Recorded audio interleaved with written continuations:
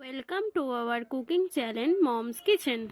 আচ্ছা, আজকের সাদা আলুর তরকারি হবে রুটি খাবার সাথে, লুচির সাথে, সব কিছুর সাথেই সাদা আলুর তরকারিটা হচ্ছে গিয়ে খুব জনপ্রিয়।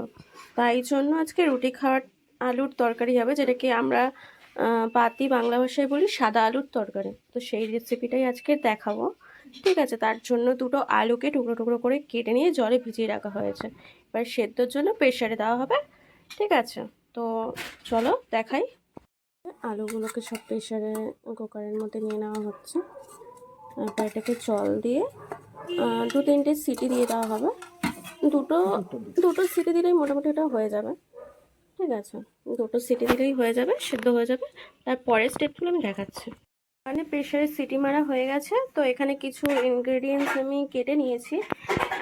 ঝাল যে যার পরিমাণ মতনই নেবেন আপনারা। আমি ঝাল একটু কম খাই বলে একটা কাঁচা লঙ্কা নিয়েছি, হাফ মতো পেঁয়াজ নিয়েছি, আর হাফ টমেটো নিয়েছি। বড় টমেটো হলে হাফ নেবেন, আর যদি ছোট টমেটো হয় তাহলে একটা নিয়ে নেবেন।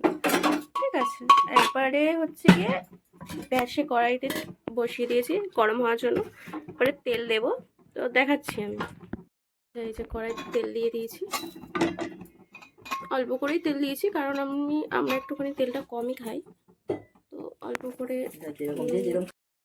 এটা গরম হওয়ার জন্য কিছুক্ষণ ছেড়ে দিতে হবে, গরম হোক, তারপর আমি দেখাচ্ছি তেলটা গরম হলে কী কী দেবো। এবার ফোড়ন দেবো। ঠিক আছে, তো দেখাচ্ছি।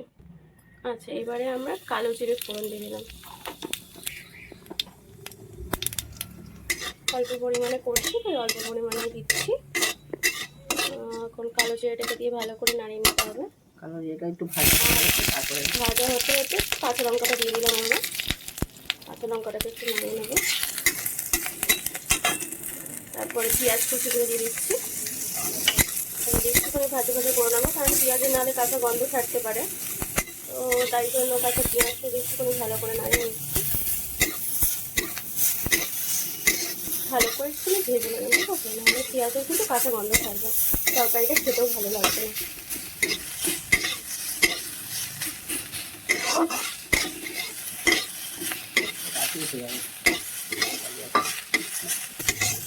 দেখুন পেঁয়াজ একটুখানি মজে মজে এসছে। এবারে একটু কালারটা দেখুন একটু চেঞ্জ হয়ে গেছে, দেখতে পাচ্ছেন হালকা হালকা। বেশি করবেন না, হালকা হালকা মজে গেলেই এটার মধ্যে এবারে আমি দিয়ে দেবো টমেটোটা দিয়ে দিচ্ছি। টমেটোটা দিয়ে দিয়েছি, এবার টমেটোটা একটুখানি ভেজে নেবো। তার জন্য একটুখানি নুন দিয়ে নেবো। নুন দিয়ে এটাকে ভালো করে নাড়িয়ে একটুখানি কষিয়ে নেবো মশলাগুলোকে। মশলা যত ভালো কষানো হবে তত ভালো রান্না হবে, তাই জন্য মশলাগুলো ভালো করে কষানো হয়। এটাকে কষিয়ে নিচ্ছি, দিয়ে দিচ্ছি। টমেটো মধ্যে দিয়ে জল ছেড়ে কি সুন্দর পেঁয়াজ সব মশলাই হয়ে গেছে কষানো। এবারে এর মধ্যে চলে যাবে আলু। আলুগুলো দিয়ে দিচ্ছি, আলুগুলো দিয়ে ভালো করে মিশিয়ে নেব। সেদ্ধ আলুটাকে ভালো করে মিশিয়ে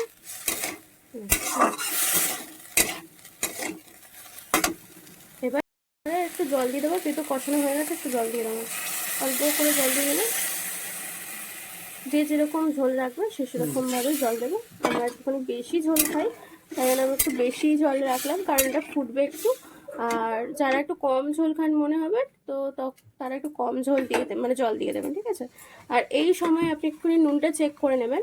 তো আমি একটুখানি চেক করলাম, দেখলাম নুনটা কম আছে, তাই একটুখানি নুনটা দিয়ে দিলাম। তো আপনাদের যদি মনে হয় যে নুন কম লাগছে তো একটুখানি নুনটা দিয়ে দেবেন এই পজিশনে। ঠিক আছে, এবার একটুখানি ফুটতে দেবো। একটু ফুটে গেলে তারপর রেডি হয়ে গেলে আমি আপনাকে দেখাচ্ছি। এখন অন্তত 2-5 মিনিটের মতো একটু ফুটবে, জলটা একটুখানি শুকাবে। 2 মিনিটের মতো অন্তত একটুখানি চাপা দিয়ে রেখে দেবেন। ঠিক আছে, হয়ে গেলে আমি আপনাকে দেখাচ্ছি। তো দেখুন ঝোলটা ফুটে অনেকটা শুকিয়ে গেছে। এই মুহূর্তে আমি এখন অল্প একটুখানি চিনি দিয়ে দেবো। চিনি দিয়ে দিচ্ছি একটুখানি, অল্প করে চিনি দিয়ে দিলে তরকারির টেস্টটা একটুখানি ব্যালেন্স হয়ে যায়, নুন চিনির ব্যালেন্সটা চলে আসে। দেখুন ঝোলটা আমার ফুটে শুকিয়ে এসছে প্রায়। ঠিক আছে, এবার তরকারিটা ঝোল ঝোল খাই বলে তাই। হ্যাঁ, আমরা একটু ঝোল ঝোল খাই। ঝোলটা তুলে নিচ্ছি। বাটিতে তুলে নেব।